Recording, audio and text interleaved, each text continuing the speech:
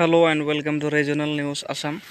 অংগনবাদী কৰ্মী আৰু সহায়িকাৰ দৰমহা বৃদ্ধিৰ ওপৰত মুখ্যমন্ত্ৰীয়ে কেইদিনমান আগত কৈছিল যে ইলেকশ্যন পাৰ হৈ যাওক, ইলেকশ্যনৰ যিটো কোড অফ কণ্ডাক্ট আছে সেইটো পাৰ হৈ যোৱাৰ লগে লগে আমি দৰমহা বৃদ্ধিৰ বিষয়ে ভাবিম।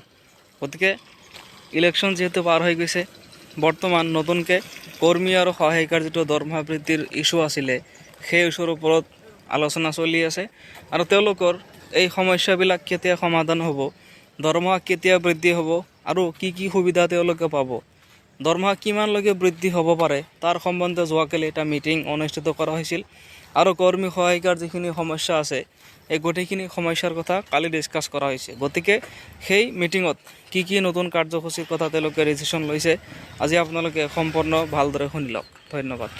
প্ৰথমে আপোনালোকক ধন্যবাদ জনাইছোঁ। আমাৰ নিমন্ত্ৰণ ক্ৰমে আপোনালোক আহি ইয়াত উপস্থিত হোৱাৰ বাবে আন্তৰিক কৃতজ্ঞতা জনাইছোঁ। হৈ থকা বিহুৰ শুভেচ্ছা জনাইছোঁ। লগতে আজি আমি এটা কথা ক'ব বিচাৰিছোঁ। আজি অলপ দিনৰ পৰাই আমাৰ মুখ্যমন্ত্ৰী ডাঙৰীয়াই, অসমৰ কৰ্মপটুত মুখ্যমন্ত্ৰী ডাঙৰীয়া, তেখেতে কৈ আছে যে কিছু সংগঠনৰ লগত তেখেতে আলোচনা নকৰে আৰু সেই সূত্ৰে আমি ক'ব বিচাৰিছোঁ যি সংগঠনৰ কিটাৰ তেখেতে সন্মানীয় মুখ্যমন্ত্ৰী ডাঙৰীয়াৰ নাম লৈ আছে সেই সংগঠনৰ আমি সদস্য নহয়।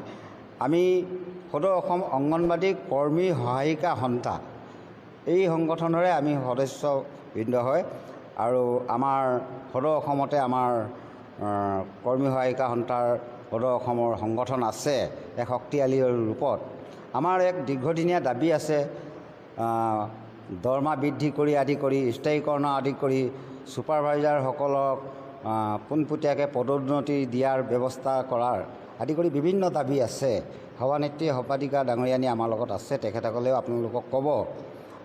কিন্তু আমাৰ সংগঠনে এই মুহূৰ্তত আজি ভালেমান দিনৰ পৰা আমি আন্দোলন কাৰ্যসূচী লোৱা নাই। নিৰ্বাচনৰ আগে আগে আমি গুৱাহাটীত এক কাৰ্যনিৰ্বাহক অনুষ্ঠান অনুষ্ঠিত কৰিছিলোঁ, কাৰ্যনিৰ্বাহক সভা। তাত আমি এক সিদ্ধান্ত লৈছিলোঁ যে নিৰ্বাচন যিদিনালৈকে চলি থাকিব, অৰ্থাৎ কোড অফ কণ্ডাক্ট চলি থকাৰ অৱস্থালৈকে আমি কোনো আন্দোলনৰ কাৰ্যসূচী নলওঁ আৰু আমি বিভিন্ন কৌশল প্ৰস্তুত কৰি আমি মুখ্যমন্ত্ৰী ডাঙৰীয়াৰ লগত যোগাযোগ কৰাৰ এক ব্যৱস্থা চলি আছিলে আমাৰ। তো সেই সূত্ৰে মুখ্যমন্ত্ৰী ডাঙৰীয়াই যিটো কৈছে, আমাক আশ্বস্ত কৰিছে বিভিন্ন স্থানত, তেখেতৰ মুকলিকৈ তেখেতে কৈছে যে কিছু সংগঠনৰ লগত তেখেতে আলোচনাত নবহে, কিন্তু যি সেই সংগঠনৰ সমূহত জড়িত নাই তেওঁলোকৰ লগত তেওঁ নিৰ্বাচনৰ পিছত আলোচনাত বহিব। অৰ্থাৎ কোড অফ কণ্ডাক্ট শেষ হোৱাৰ পিছত তেখেতে আমাক আলোচনালৈ মাতিব।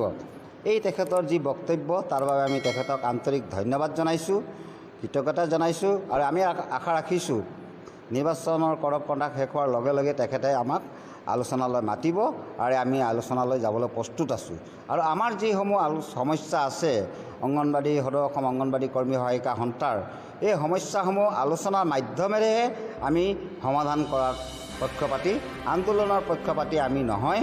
মুখ্যমন্ত্ৰী ডাঙৰীয়াই এই কথাটো নিশ্চয় উপলব্ধি কৰিব পাৰিছে আৰু তেখেতেও অসমত আন্দোলন হোৱাটো তেখেতে নিবিচাৰে, আলোচনা কৰাটো বিচাৰে, আলোচনাৰে সমস্যা সমাধান হোৱাটো বিচাৰে আৰু তেখেতৰ এই চিন্তা চৰ্চাক আমি আন্তৰিকভাৱে ধন্যবাদ জনাইছোঁ আৰু আমি আশা ৰাখিছোঁ যাতে আমাক ভৱিষ্যতে তেখেতে অতি সোনকালে আলোচনালৈ মাতিব। আমাৰ ক'বলগীয়াখিনি আমি তেখেতক ক'ম, তেখেতৰ ক'বলগীয়াখিনিও আমি শুনিম। দুপক্ষৰ আলোচনাৰ মাজত এক সমস্যাৰ সমাধান ওলাব বুলি আমি আশা। প্ৰথমে